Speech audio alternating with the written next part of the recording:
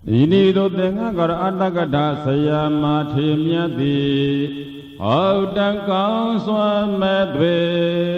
mei suram kebabe tadi.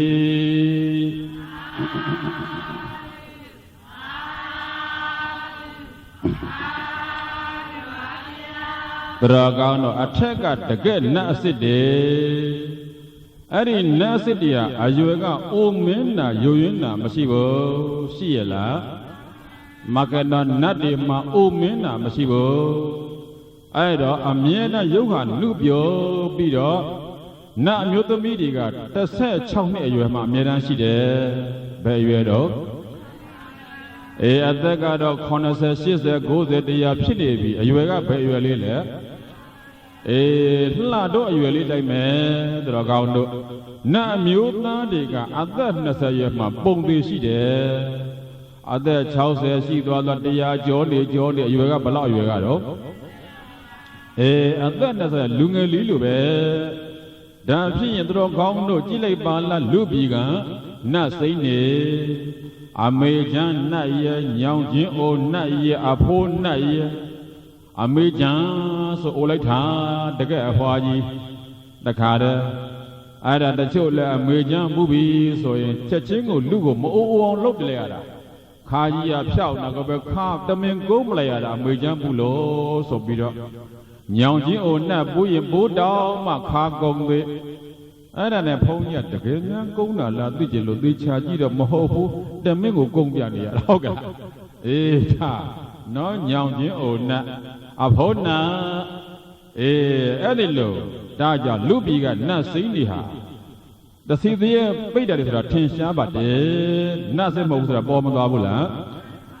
ဘုန်းကြီးလေးညဟောမှာအဲ့ဒီလိုပဲရှင်ပြတယ်လိမ့်မယ်နတ်အစစ်နဲ့အတုနဲ့ပေါ့ဟာလာနတ်အမီကနဲ့နတ်အစစ်နဲ့အဲ့ဒါကနတ်ရဲ့အရွယ်အစကိုင်းသွားလိုက်နတ်ရဲ့ခန္ဓာကိုယ်အသေးအကြီး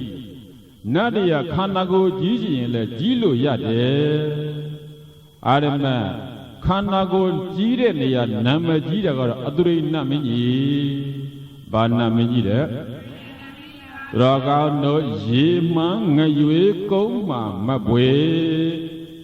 ကုန်းတတ္တဝါထဲမှာမပွေဟာအကြီးဆုံးပဲတချို့ကစင်ကိုအကောင်ကြီးတယ်လို့ထင်ကြတယ်မဟုတ်မဘိုးကြီးတွေကပိုကြီးတယ်အကောင်ကဟာလာမဟာမင်းတော်တွေထဲမှာရှိတယ်မဘိုးကြီးတွေဟာရေမှာတော့ငရွေးဟာအကောင်အကြီးဆုံးပဲပြောချင်တာလူထဲဘာကအကောင်ကြီးတော့တလိษံကပို့ပြီးတော့အကောင်ကြီးတယ်မကြည့်ဘူးလားတလိษံနေတဲ့ပိတ်တာနဲ့နတ်တွေကပို့ပြီးတော့အကောင်ထဲကြီးတယ်အသူတွေနတ်မင်းဆိုရင်အကောင်ထဲအကြီးကြီးပဲအဲ့ဒီနတ်ကြီးရဲ့အရာအမြင့်မှတ်ချင်မှတ်ထားလိုက်အောင်သူ့ရဲ့အရာဟာယူဇနာ4000နဲ့ရှိရာ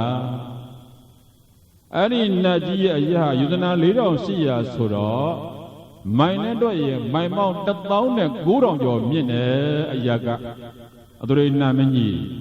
ပခုံးနှစ်ပါးကြာတိုင်းကြည့်ရင်ကိုပဲ112ယူဇနာမိုင်နဲ့တော့ရင်448မိုင်အဲ့ဒီနတ်ကြီးရဲ့ပခုံးနှစ်ဖက်အကွာအဝေးဟာမန္တလေးမြို့နဲ့ရန်ကုန်မြို့လောက်ကွာတယ်ပေါ့အကောင်နဲ့ကြည့်လိုက်ပေါ့နတ်ကြီးကအဲ့ဒီနတ်ကြီးရဲ့လက်ဖွားလေးကိုကြည့်လိုက်အောင်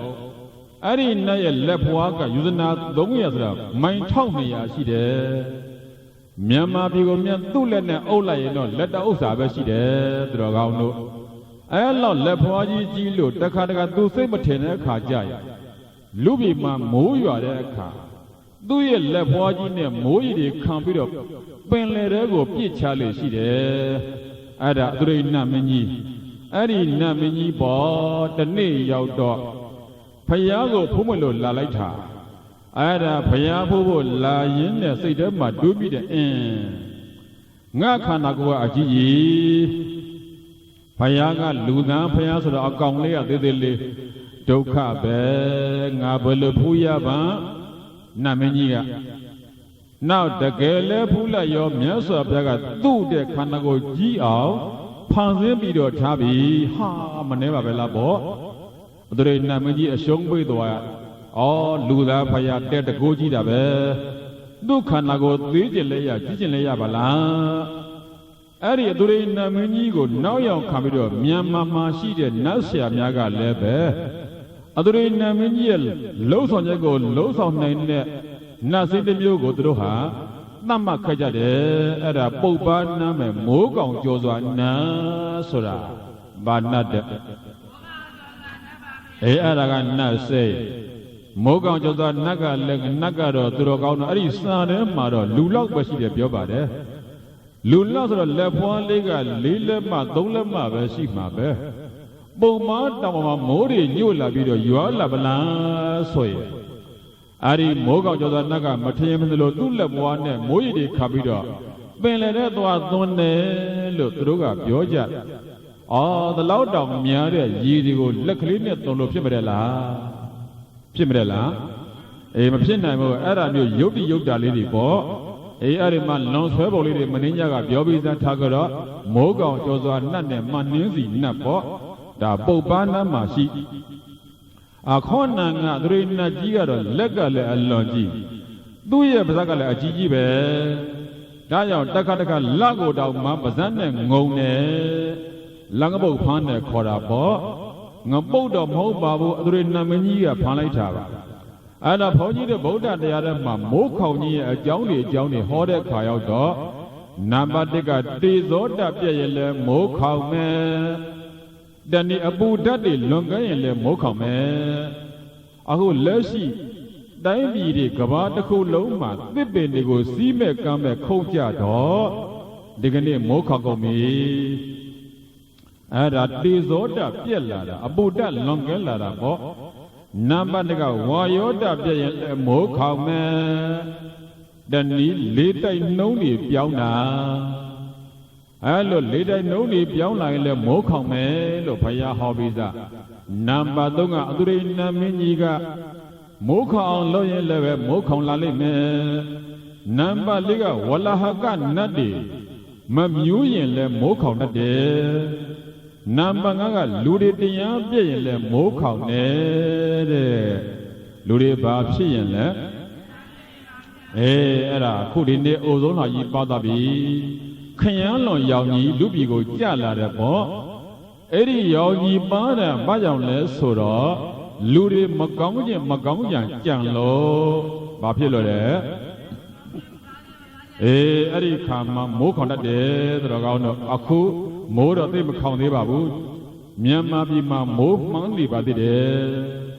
ဒါဆိုရင်တော့မြန်မာပြည်သားတွေသရိတကောင်းသေးတယ်ပေါ့ဂိုင်းထအဲ့ဒီနတ်အစစ်တွေကခန္ဓာကိုယ်သေးခြင်းရင်လည်းအစမတန်သေးလို့ရတယ်မြတ်စွာဘုရားပြိဋိဘံသံဃာနီးတုံကနတ်တွေဖယားလာဖူးကြထက်ကနတ်ကြီးတွေပေါ့အဲ့ဒီဖူးတဲ့ခါရောက်တော့ဘယ်လိုဖြစ်လဲဆိုတော့ဘဂဝေတောမြတ်စွာဘုရားဤအာသနာပရိသေအနိပယတိတ၌ဝါလကမတ္တိသာမိဗျာမြပမနရှိကုန်သောဩကာတိနေယယဝ၌ဒုက္ခမတ္တဘာဝသိခဲ့တဲ့ခန္ဓာကိုယ်ကလေးတွေကိုမာပိတဝါဖန်ဆင်း၍ဓတ္တမေသမေတ္တကဒေဝတာတจิตจิตကုန်သောနတ်တို့သည်အထံသူတည်ကြလေကုန်မည်ဣတိတို့သင်္ဃကရအတ္တကထာဆရာမာထေမြတ်သည်ဟောတကောင်းစွာမဲ့သွေမေဆိုတော်မူခဲ့ပါပေတည်း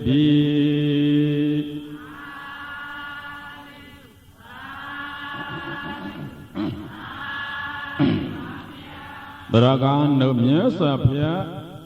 ပြိဋိဘံသံဃာနီးတုံကနတ်တွေလာဖူးကြစัจ java လာအလုံးကနတ်တွေလာတာဆိုတော့နတ်တွေကပြုတ်သိပြည့်ညံ့နေပြီအဲ့ဒါနဲ့ခန္ဓာကိုယ်သိအောင်ဖန်ဆင်းရတယ်အဖြန်းလောက်ရှိတဲ့တဏှာမှာနတ်ပေါင်း20လောက်နေနဲ့အောင်ဖန်ဆင်းရတယ်ဘယ်လောက်တဲ့ဘယ်လောက်နေရလဲတော့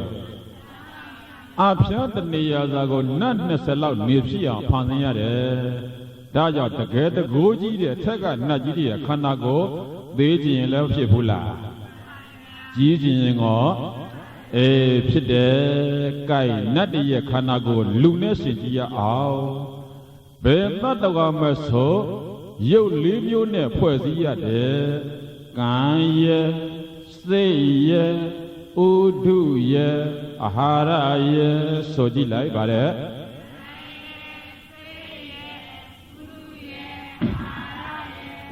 သတ္တဝရရဲ့ခန္ဓာကိုယ်မှာယုတ်ကံဘယ်နှမျိုးတဲ့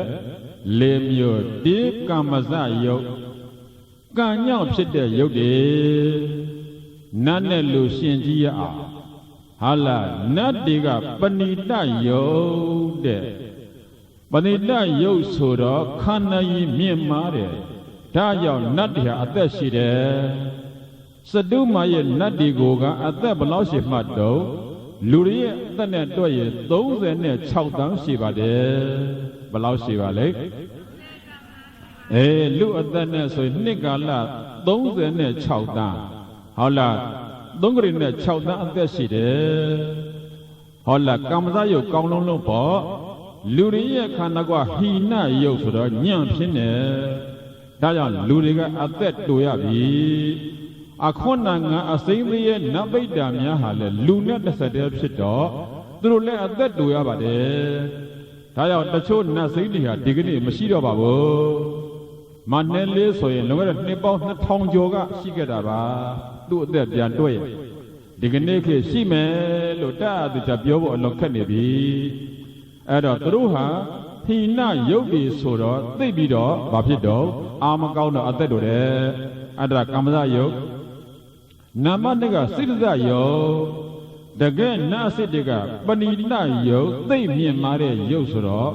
စိတ်ဟာသိထက်တဲ့ဉာဏ်ထက်တဲ့နတ်တွေကဒါကြောင့်ဉာဏ်ထက်တဲ့အတွက်အဲ့ဒီနတ်တွေများဘူးလာရင်အကက်ခတ်လိုက်ဘောကြီးကိုယ်တိုင်အထက်နတ်ဘူးတဲ့လူကိုတွေ့ဘူးတဲ့ဘောကြီးနှကြက်နဲ့ထောက်ကြည့်တဲ့နတ်ဘူးတုံးမှာနှလုံးခုန်တော့သိပ်သိမ်မွေ့သွားတယ်သွေးပေါခြေကြည့်တဲ့နတ်ဘူးလေရင်နဲ့သွေးပေါဟာငြိမ်သွားပြီဒါအထက်နတ်တွေမြက်တောင်လုံးဝမခတ်တော့ပါမခက်နော်အထက်နတ်ဘူးရင်မြက်တောင်မခတ်တော့ဘူးလူဟာအထက်ကသတုမိုက်တာဝတနတ်တွေများလာဘူးလိုက်မြက်တောင်မခတ်တော့ဘူးဒါကြောင့်ဘူးလာရင်ကက်ခတ်လိုက်အောက်ကနတ်ပိတ္တာတွေဘူးလာရင်တော့နှလုံးခုန်မြင့်လာတယ်ဒါဘောကြီးကိုယ်တိုင်နတ်ဘူးတဲ့ခါသေချာတိုင်းထားကြည့်ပြီးသားပိတ္တာတွေဘူးပလားခုနနတ်စိမ့်တွေဘူးပလားဆိုရင်နှလုံးခုန်တော့ဟာမြင့်လာတယ်ဟောတော့က85လောက်ရှိရင်90ကျော်လောက်ဖြစ်လာတယ်သွေးပေါတက်လာတယ်ဟိုတော့ကသွေးပေါ120လောက်ဆိုရင်135လောက်ထိတက်လာတယ်သွေးပေါကလည်းပဲအဲ့ဒါကအစိမ့်ရဲ့နတ်တွေဘူးတဲ့ခါမျိုးမြက်တောင်ခဏခဏခတ်တယ်သူကမြက်တောင်ခတ်တဲ့အတွက်သူဒီအထက်လူပြည်ကပါတော့အစိမ့်ရဲ့နတ်တွေဘာနတ်တွေလဲအဲ့ဒါစိတ္တယုတ်ပိုင်းနောက်သွားလဲဥဒုဇယုတ်ယာတိဥဒုအပူအေးကြောင့်ဖြစ်တဲ့ယုတ်တွေလည်းခန္ဓာကိုယ်ထဲမှာမရှိဘူးလားတော်ကောင်းတို့ခုဆောင်းကဆိုတော့အသားလေးတွေကြီးလာတယ်ပေါ့နှွေးဆိုရင်ဘာဖြစ်တော့နည်းနည်းလေးနှုံးမသွားဘူးလားအဲ့ဒါဥဒုကြောင့်တော်ကောင်းတို့အဲ့ဒီနေရာရောက်တော့ဆန်းသွားပြန်တယ်အထက်ကတကယ်နတ်တရဲ့ဥဒုဇယုတ်ကဒုက္ခမယုတ်သိမ့်သိမ်မှုလုံးအားကြီးတယ်ဒါကြောင့်အပူအေးဓာမခံနိုင်ဘူးနတ်တွေကအထက်နတ်များတွေအပူအေးဓာမခံနိုင်မှာဒါကြောင့်လူပြည်ကိုအလွန်လာခဲ့တယ်လာရဲ့လားဘာကြောင့်ပါလဲပူလွန်ဘာကြောင့်ပါလဲလူသားတွေရဲ့ခန္ဓာကိုယ်ဩလာတိကယောဟုတ်လားအဲ့ဒီဥဒ္ဒမှာဒါကြောင့်အပူတံကိုခံနိုင်ရတဲ့လူသားတွေကသိအေးရင်လည်းအတော်တန်ခံနိုင်ရရှိတယ်အဲ့လိုပဲလူကြီးမှာရှိတဲ့ဗိဒ္ဓများဟာလည်းပဲအပူတံအေးတံခံနိုင်ရပါတယ်ဒါကြောင့်နတ်လာပူရင်အပူလေးပွေးကြည့်မခံနိုင်ဘူးဆိုရင်သူဒီပါတော့အထက်နတ်အပူတံခံနိုင်ရင်သူဒီပါတော့အောက်ကဗိဒ္ဓတွေဘာတွေပါလဲဂိုင်းသွားလိုက်နံပါတ်လေးကအဟာရဇယုတ်အာဟာရကြောင့်လည်းယုတ်တွေဖြစ်မလာဘူးလားတော်ကောင်းတော့အစာမစားရင်ခန္ဓာကိုယ်အသက်ရှင်မှလားသေမှလားအစာစားမှထဲမှာယုတ်တွေဖြစ်လာမှာပြက်တဲ့ယုတ်တွေကိုပြန်ပြီးတော့အသေးတည်ဆောက်ဖို့တဲ့အစာစားပေးရတယ်ပေါ့အဲ့ဒီမှာနတ်တွေရဲ့ခန္ဓာကဒုက္ခမယုတ်နူးညံ့သိမ်မွေ့တယ် ဒါကြောင့်နတ်စစ်တွေကအစာ9ရက်လောက်မစားရင်သေသွားတယ်သူတော်ကောင်းတို့အဲ့ဒါတနေ့နေ့ကိုနတ်စစ်တွေဟာ2ခါ3ခါအမြဲတမ်းစားကြရအစာမခံနိုင်ဘူးလူသားတွေရဲ့ခန္ဓာကိုယ်ကဩလာတိကယောတရက်2ရက်မစားဘဲတည်းလို့ဖြစ်ဘူးလားမနဲ့စာလွတ်သွားရင်ကောမရဘူးလားနတ်စစ်တွေကအဲ့လိုလွတ်မခံဘူးဒါဖြစ်ရင်သူတော်ကောင်းတို့ရိုးရနတ်စိန်တယောက်ရှိတယ်သူတော်ကောင်းတို့စဉ်းစားကြဘယ်နဲ့လဲဆိုတာနင်တို့ငါအစာမစားတာ9ရက်ရှိပြီတဲ့ဟုတ်ကလားအဲ့ဒါလို့ပူရင်းနဲ့ပြောပုံထောက်ရင်သူဟာအထက်ကနတ်မဟုတ်ဘူးအထက်ကနတ်တွေက9ရက်ခံနိုင်ပါမလား9ရက်ဆိုရင်သေပြီးသားမှအခု9ရက်လောအစာမစားဘူးဆိုပေါ်ထောက်ရင်သူဒီနတ်ပိတ္တာပါတယ်အဲ့ဒါကဟာလာနတ်တွေရဲ့သဘာဝသွားလိုက်မြင်နိုင်ခွင့်အဲ့ဒီနတ်တွေကိုလူတွေမြင်လို့မလွယ်ပါဘူး။ဘာကြောင့်လဲဆိုတော့လူတွေမြင်မိရင်အန္တရာယ်အလွန်ကြီးတယ်။နတ်စိတ်ကိုမြင်ရင်မြင်တဲ့လူကမေ့ပြီးတော့မူးမေ့ပြီးတော့လဲကျသွားမယ်။သူတော်ကောင်းတို့အမနုဿဒသနာနာမနတ်စိတ်ကိုမြင်ရခြင်းမြည်ဒီကမနုဿနာလူသားတို့အားသပ္ပတိပယဘေးရာကြီးသည်ဟောဒီဖြစ်ဘောဓိတတ္တဘုရားလောင်းတော်ကြီးရဲ့မာတမေတော်ကြီးသည်ပုဒ္ဒတမိမိသားဤဘုံညာမုနာဘုံညာနုဘာဝေနကုသိုလ်ရဲ့အစွမ်းကြောင့်ဒိဋ္ဌဝမြင်ရသလည်းပဲနတ်ဘိုင်းဒီကြောက်လာခြင်းမရှိပါပေဣတိယသင်္ဃကာရအတ္တကတာဆရာမာထေမြတ်သည်ဟောတကောင်းစွာမဲ့တွေမေဆိုရမကွယ်ပါပေတည်းတ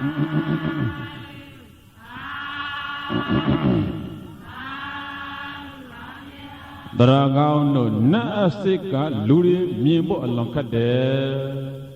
မြင်လိုက်ရင်လူတွေဟာအန္တရာယ်အလွန်ကြီးတယ်နတ်အစစ်ကိုမြင်ရင်မူးမိပြီးတော့လဲကျသွားပြီတချို့မြန်ဟောလာနှလုံးခုန်ရပ်ပြီးတော့သေတယ်ဒါနတ်အစစ်မြင်ဖို့ခက်ပါတယ်ဘောကြီးတို့စီစစ်နေတဲ့ပေါ့ခုရန်ကုန်ဘုံမုံလမ်းမှာစမ်းကြောက်အဲ့ဒီမှာသေသွားတဲ့ကမာကြီးကနတ်ဖြစ်ပြီးတော့လာပြခဲ့ဘူးတဲ့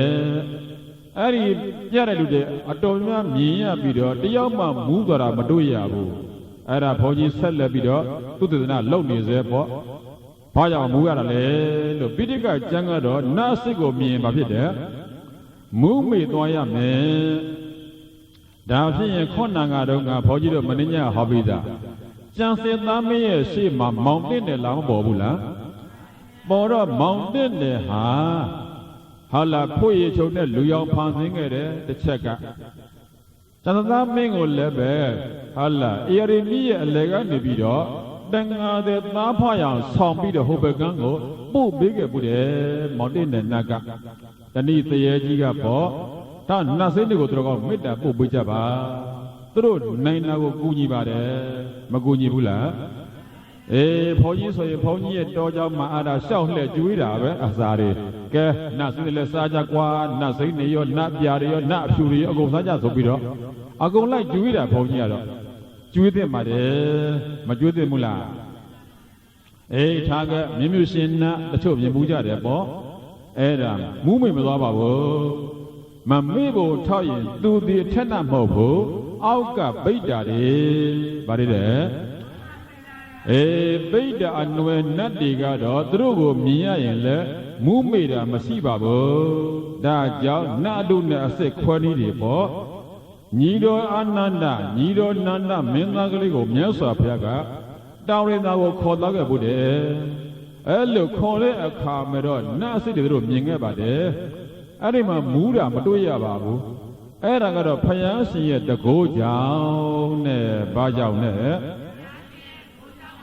မာဂနာဘုန်းကြီးရဲ့နတ်တရားနာပြီးနတ်အတုအစစ်ခွဲလို့မရနိုင်ဘူးလားခွဲလို့ရကြပြီညံကြီးအောင်လို့အဲ့လိုရှိနေမှအလေးအညာမခံရမှာဟုတ်ကလားဒါပြကောင်းပြီနတ်တွေဟာအထက်နတ်တွေကနတ်အချင်းချင်းတောင်မှတယောက်ကိုတယောက်မြင်နိုင်ခွင့်မရှိကြဘူးမြင်ရရဲ့လားတကိုးကြီးတဲ့နတ်တွေကိုတကိုးငယ်တဲ့နတ်တွေကမြင်လို့မရကြဘူးတဲ့မြင်ရရဲ့လား ဘေခွေပိသားလေးပါချစ်သားချစ်သမီးအပေါင်းတို့ဒါဝရိနာဒေဝဒါဝရိနာနတ်တို့သည်ဒါတို့တနေကုမာရဗြဟ္မာမင်းကြီးကိုနတ်ပတ္တိမမြင်ညာပါလေကိုဥပရိရူပရိဒေဝနာအထက်အထက်နတ်တို့ရဲ့ဩလာလိကံထားရနေတဲ့ခန္ဓာကိုယ်ကြီးကို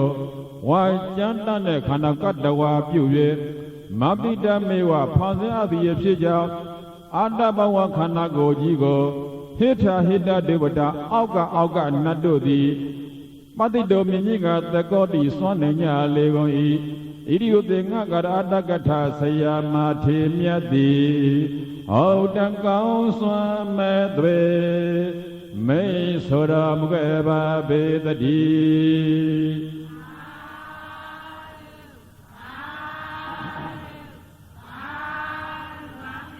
တရကောင်းတို့နတ်အချင်းချင်းတောင်မှဘယ်လိုလဲဖန်ဆင်းပြမှမြင်ရတယ်တဲ့ဘာလို့ပြရတဲ့နတ်ချင်းချင်းတောင်မှဩလတိကယုတ်တဲ့ကြမ်းတမ်းတဲ့ယုတ်ကြီးဖြစ်အောင်ဖန်ဆင်းလျက်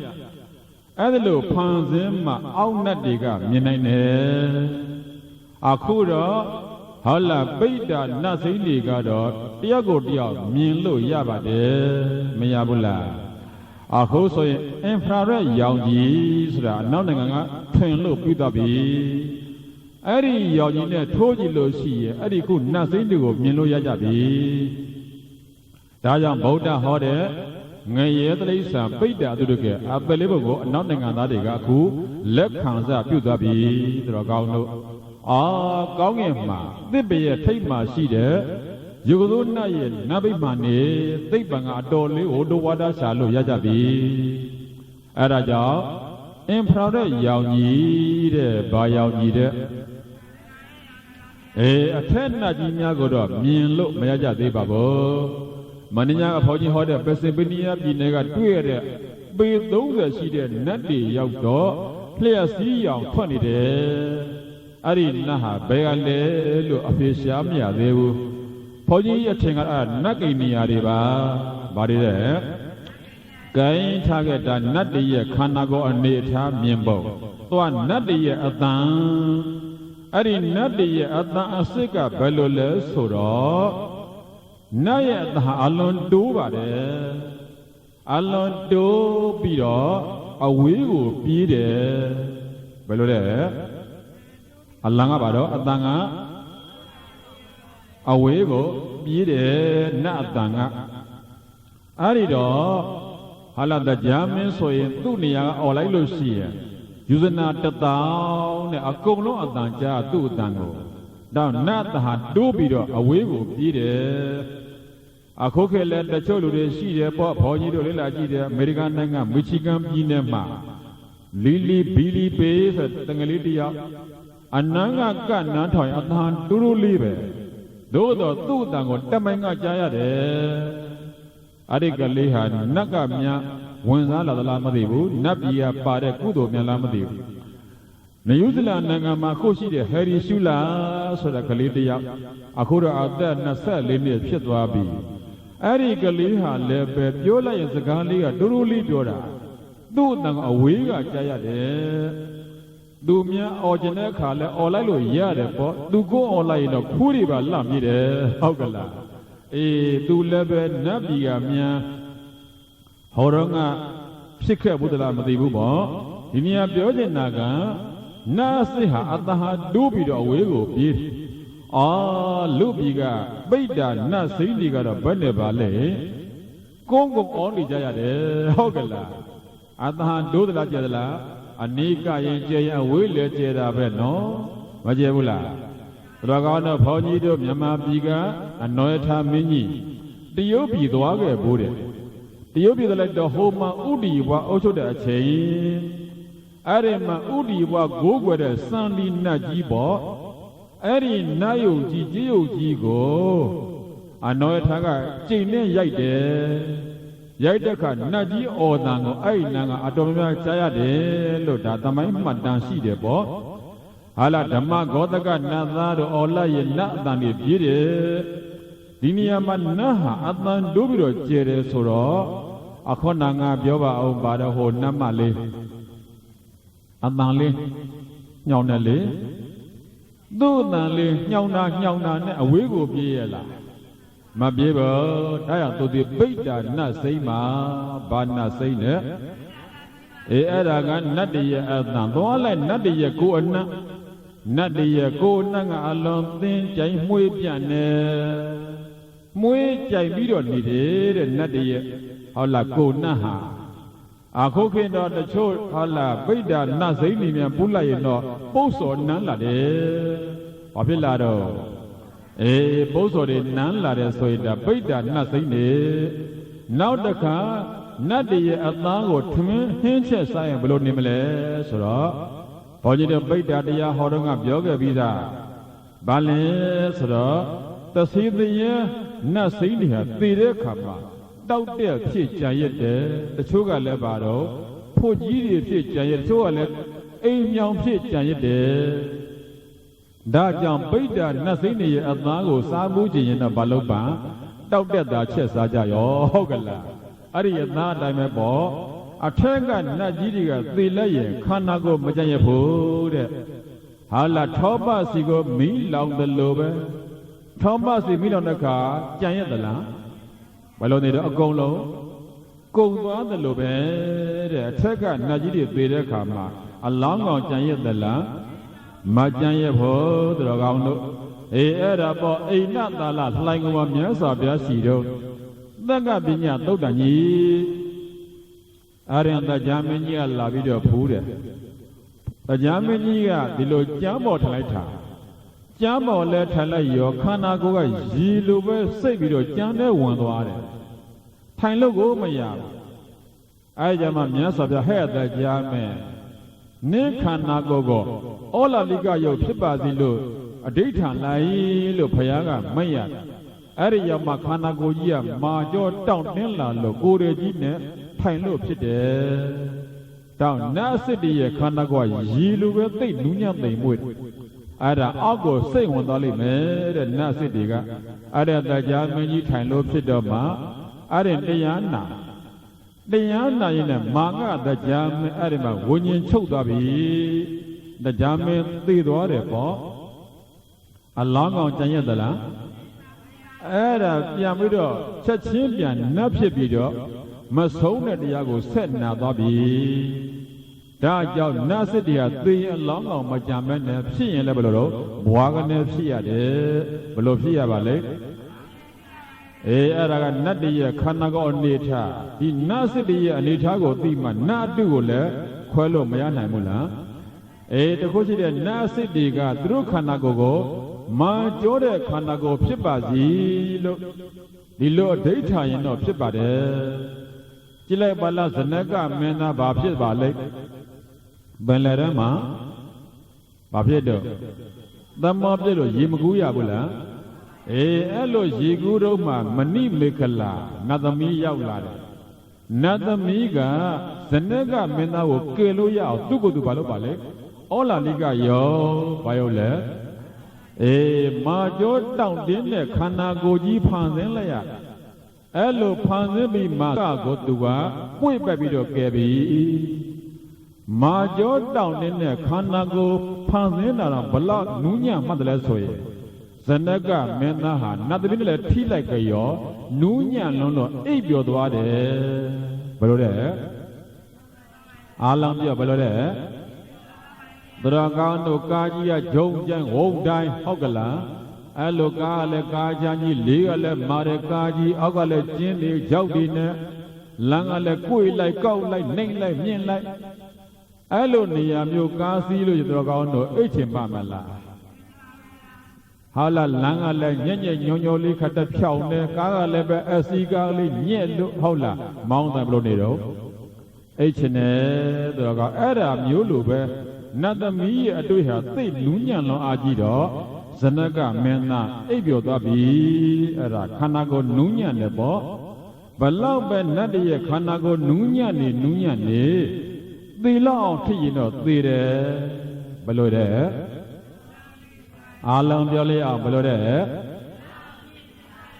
တ တော်ကောင်တို့ကြည့်လိုက်ပါလားကာလင်္ဂဇတ်တော်မှာကာလင်္ဂမင်းနဲ့အတကမင်းတို့တိုက်ပွဲကြီးဖြစ်ကြတော်ကောင်တို့လူတွေတိုက်ပွဲဖြစ်ရင်နတ်တွေပါတိုက်ပွဲဖြစ်တယ်ဒါကြောင့်လူတွေချင်းချင်းသိမြအောင်နေကြပါတယောက်ကိုတယောက်ဘယ်လူမျိုးဖြစ်မစေလူကြီးတူပါပဲအမေရိကန်မှာဆိုရင်လူပြူနဲ့လူမဲအမေရိကန်လူပြူတွေကလူမဲပက်ကမီတွေကိုနှိမ်ရတယ်ဒါကြောင့်ဘုန်းကြီးကပ်ပြအေးကြတော့အဲ့ဒီအမေရိကန်အမို့ရဲဘူးဟုတ်ကလားအဲ့ဒီမှာလူပြူနဲ့လူမဲလို့ခွဲခြားကြအမှန်ကတော့လူဟာလူပါပဲအားလုံးဘာလူမျိုးဖြစ်ဖြစ်ယဉ်လိအောင်ပေါင်းရမှာပဲဟုတ်လားအချင်းချင်းဘာလို့မလဲလက်တွဲပြီးတော့တိုးတက်ရေးကြီးပွားရေးကိုလုပ်ကြရမယ်တရားကိုတရားရံကတော်တွေထားပြီးတော့ဟုတ်လားကလေးသားတွေခြေပြီးတော့ဒီကရုံးတွေဖြစ်နေကြမယ်ဆိုရင်လောကကြီးငြိမ်းချမ်းမှာမလား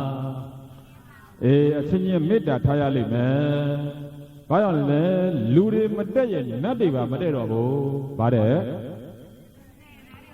လူတွေချင်းချင်းရံဖြစ်ကြရင်ကိုးစောက်နတ်တွေပါရံဖြစ်ကြပြီတော်ကောင်တို့ကာလင်္ဂမင်းနဲ့အတကမင်းတို့စစ်ဖြစ်ကြတော့